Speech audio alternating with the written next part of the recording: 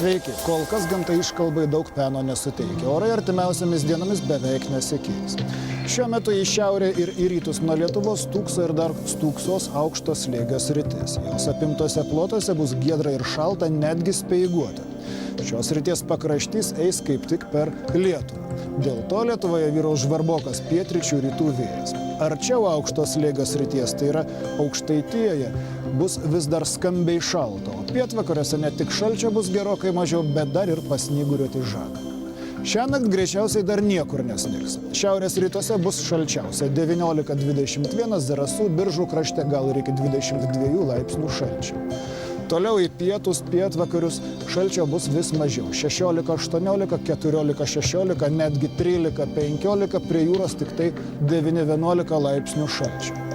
Rytoj rytų vėjas neleis šalčiui sparčiai slūgti, todėl nepaisant saulės spindulių, maloniais orus bus sunkoka vadinti.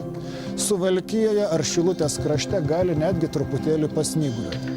Šiaurės rytuose bus 10–12, kai kur iki 13, kitur 9–11 ar 8–10, pietuose, pietvakariuose ir prie jūros jau tik tai 6–8 laipsniai šalčio.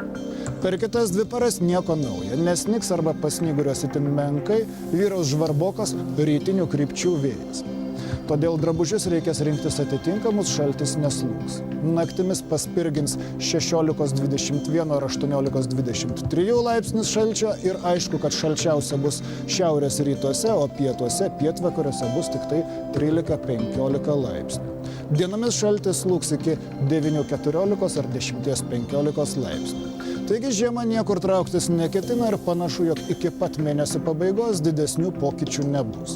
Vadinasi, reikia nusiteikti ir elgtis atitinkamai. Tiek apie orus ir likite su mūsų kanalu.